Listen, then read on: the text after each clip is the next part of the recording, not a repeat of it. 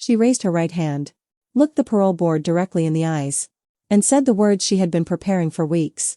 My daughter is mentally unstable. She is dangerous. She should not be trusted with any responsibility. I am her mother. I know her better than anyone. The room was silent. 7 people sat behind that table. A retired judge, 2 psychologists, a former law enforcement officer, 3 civilian board members. They were deciding the fate of a man who had hurt someone I loved. And my own mother had just walked in to defend him. What she did not know, what nobody in that room knew yet, was that 3 hours earlier that same morning, I had been standing at attention in a ceremony at Fort Bragg, while a general pinned the Silver Star to my chest, the 3rd highest combat decoration in the United States military, for pulling 4 soldiers out of a burning vehicle under direct enemy fire in Afghanistan. My own mother called me unstable. On the same morning the United States Army called me a hero.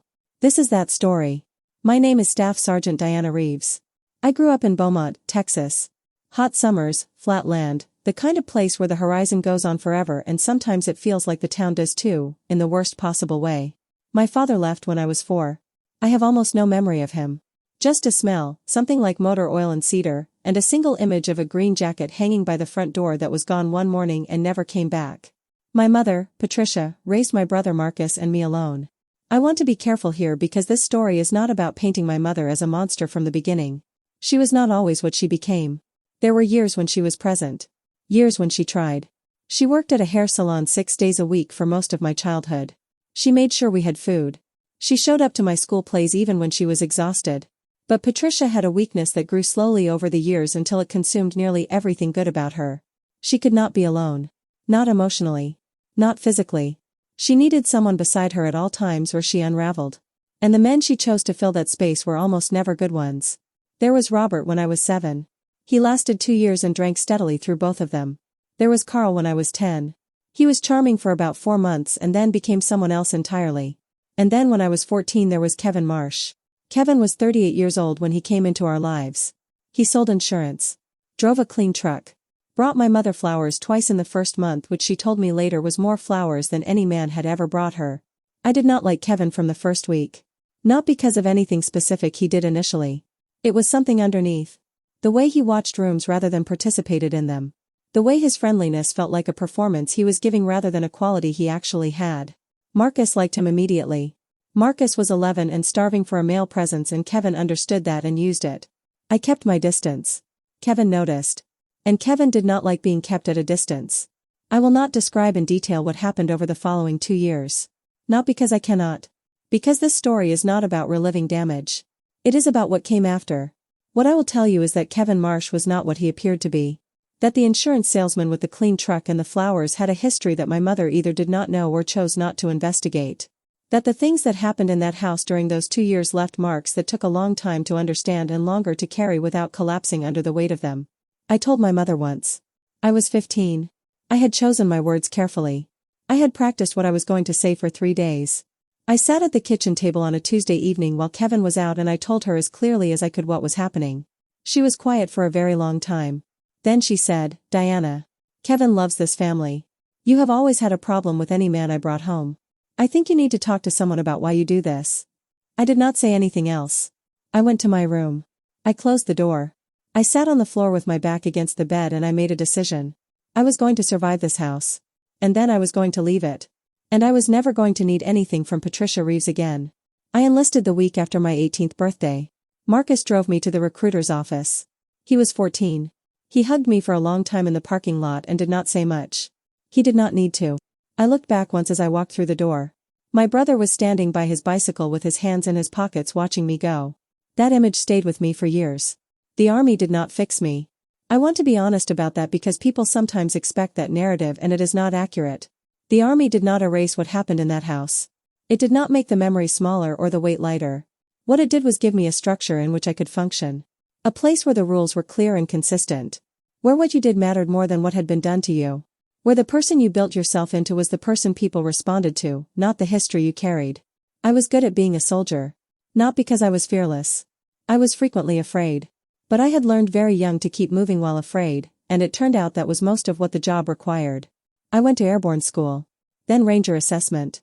I was assigned to a logistics support battalion and worked my way into a forward support role that put me closer to operational activity than my original assignment suggested. By year 4 I had been deployed twice, once to Iraq and once to a classified support operation I am still not permitted to discuss in detail. I was promoted to staff sergeant ahead of schedule. I had not spoken to my mother in 3 years. Marcus called me every few weeks.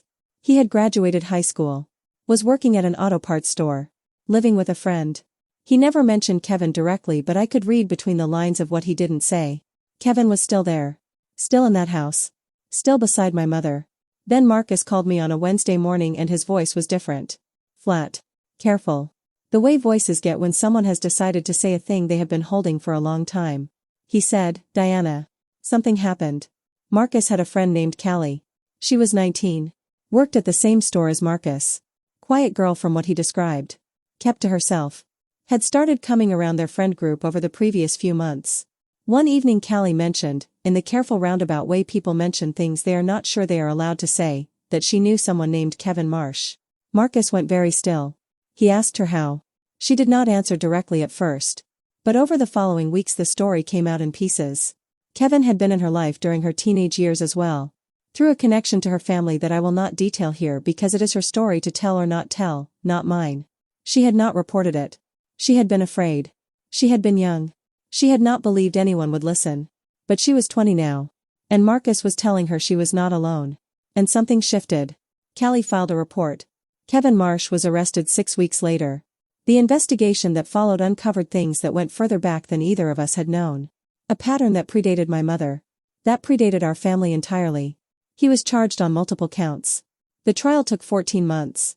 Kevin Marsh was convicted and sentenced to 18 years. I was in Afghanistan when the verdict came through. My commanding officer found me after a patrol briefing and handed me a printed email from Marcus. 2 words. "He's gone."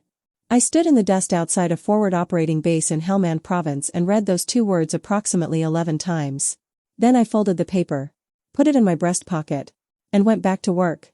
8 months into that deployment, on a Tuesday in October, my convoy took a different route back from a supply coordination meeting at a partnered base. The route change was a last-minute decision. A report of suspicious activity on our primary road. Standard precaution. The second vehicle in our convoy hit a pressure plate IED approximately 4 kilometers from our base. I was in the third vehicle. The explosion was large enough that I felt it before I heard it. A physical push through the air. Then the sound. Then smoke. The second vehicle was on fire. For soldiers inside.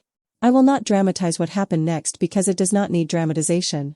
What happened was straightforward and terrible and took approximately 6 minutes from the moment our convoy stopped to the moment I had the last soldier clear of the vehicle. 6 minutes is a very long time when something is on fire. All 4 soldiers survived.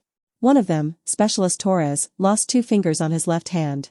The other 3 had burns and lacerations of varying severity. All 4 are alive today. I did not think about any of what I was doing while I was doing it. There was no moment of decision or courage. There was just the vehicle and the fire and the people inside it and the fact that I was outside and they were not. I was treated for burns on both forearms and a laceration on my left temple from debris. I was back on duty 4 days later. My commanding officer submitted a commendation recommendation that I only learned about 3 months after the fact. The Silver Star recommendation worked its way through the chain for nearly a year. I was notified of the award 6 weeks before the ceremony. I called Marcus immediately. He cried. I told him not to tell our mother. He asked me why. I said, because I know what she will do with it. I did not know yet how specifically right I was. Kevin Marsh had served 4 years of his 18-year sentence when his legal team filed for early parole consideration. I learned about this from Callie, who had become someone I considered a friend by that point. She had been notified as a victim with standing in the case. So had I, though I had never formally pursued that designation, and the legal process of establishing it was still ongoing when the parole hearing was scheduled. The hearing was set for a Thursday in March. My Silver Star ceremony was scheduled for the same Thursday morning at Fort Bragg. When I realized this I sat with it for a moment. Then I understood that there was actually something clarifying about it. The 2 things happening on the same day. What the army thought of me and what my mother was about to say about me happening within hours of each other. Because I knew my mother would be there. Marcus had warned me 2 weeks earlier. He said, she's going to testify for him, Diana. She's been talking to his lawyer. I said, I know. He said, she's going to say things about you. I said, I know that too. He said, what are you going to do? I said, I'm going to go to my ceremony in the morning. And then I'm going to go to that hearing in the afternoon. And I'm going to sit in the room while she says whatever she says. And then I'm going to make sure the board knows exactly who I am. Marcus was quiet for a moment. Then he said, I'll be there. The ceremony was at 9 in the morning. Dress uniform. Formation on the parade ground at Fort Bragg. My unit present. My commanding officer, General Patricia Walsh, who had flown in specifically for the award presentation. Marcus stood in the small group of civilians permitted to attend. He was wearing a button-down shirt he had clearly ironed himself, which I knew because the collar was slightly uneven in a way that was completely him and made me want to laugh and cry simultaneously.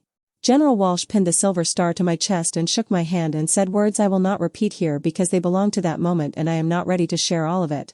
What I will say is that I stood at attention on that parade ground in the March morning with the medal on my chest and the sun coming up over the tree line, and I thought about a 15-year-old girl sitting on the floor of a bedroom in Beaumont, Texas with her back against the bed. I thought, she made it. The ceremony ended at 10:45. I changed out of my dress uniform. Got in my car. Drove 2 hours to the county building where the parole board hearing was scheduled. I walked in at 1:15. My mother was already there. Patricia Reeves did not look at me when I walked in. She was seated on the left side of the room with Kevin's lawyer beside her. She was dressed carefully. Hair done. Conservative blouse. The look of a woman who had prepared to be believed. Marcus was sitting on the right side. He stood briefly when I came in. I touched his shoulder as I passed. I sat down. The board was 7 people. They introduced themselves. The process was explained. Victim impact statements would be heard. Character testimony would be heard. The board would deliberate. Kevin's lawyer went first. Presented the case for rehabilitation. Good behavior. Program completion. Age and health considerations. Then Patricia was called. She walked to the front of the room with the careful composure of someone performing composure. She raised her right hand. She took the oath. And then she said, calmly and clearly, that I was mentally unstable. That I had always had psychological difficulties. That my military service had worsened an existing instability. That I had a history of making false accusations against people close to the family. That my testimony or any statement from me should be considered in that context. She said all of this without once looking in my direction. When she finished, the board chair asked if there were questions from other parties. My representative, a victim advocacy attorney named James Okafor, stood up. He said, I have a few questions for the witness. He asked my mother if she was aware of my military service record. She said she knew I was in the Army. He asked if she was aware of my current rank and commendations. She said she didn't follow those things closely. He asked if she was aware of what had occurred this morning. She said she didn't know what he was referring to. James Okafor reached into his folder and placed a document on the table in front of the board chair. He said, this is the official citation for the Silver Star awarded to Staff Sergeant Diana Reeves at a ceremony at Fort Bragg, North Carolina, this morning at 9 a.m. It details her actions in Helmand Province, Afghanistan, in which she extracted 4 soldiers from a burning vehicle under direct enemy fire. It was signed by a 2-star general.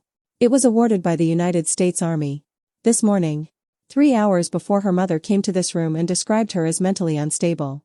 The room was very quiet. The board chair read the document. She passed it to the member beside her. It went down the row. My mother sat very still. The board deliberated for 40 minutes. They denied Kevin Marsh's parole petition. In their written summary, which I received a copy of 2 weeks later, they noted that character testimony presented on behalf of the petitioner had been directly contradicted by documented evidence of the opposing witness's record, conduct, and recognition by the United States military. They also noted that victim impact statements, including mine and Callie's, presented a consistent and credible account of ongoing harm. Kevin Marsh would serve the remainder of his sentence. I walked out of that building at 4 in the afternoon into a cold March evening. Marcus was beside me. We stood in the parking lot for a minute without saying anything. Then he said, she didn't even look at you when you walked out. I said, I know. He said, how are you doing? I thought about the question honestly. Then I said, I have a silver star in my bag and he is going back to his cell. I think I'm okay. Marcus laughed. It was the kind of laugh that has some crying in it. We went and got dinner at a diner 2 miles from the county building. Marcus had a burger. I had coffee and eggs because it was nearly 5 p.m. and I had not eaten since 6 in the morning and eggs felt like the right thing. We sat in that booth for 2 hours and talked about things that had nothing to do with any of what had just happened. His job. A girl he was seeing. A truck he was thinking about buying. Normal things. The best possible things. Final minute. I have not spoken to my mother since that day. That is not a decision I made dramatically or announced. It is simply what happened. She has not reached out. I have not reached out. The silence between us is not angry anymore. It is just accurate. Kevin Marsh has 11 years remaining on his sentence. Callie is in graduate school now studying social work. She wants to work with survivors. I think she will be extraordinary at it. Marcus bought the truck. I am still serving. Still working. I will hit 20 years and 4 more. The silver star sits in a case on a shelf in my apartment. I do not look at it every day. But on the days when the weight of things gets heavy, which still happens, because that is just what being a person is, I sometimes look at it for a moment. Not because it proves anything to anyone else. But because it reminds me of what that 15-year-old girl on the floor of a bedroom in Beaumont, Texas could not have known. That she was going to make it. That the morning would come. That it would be a good one.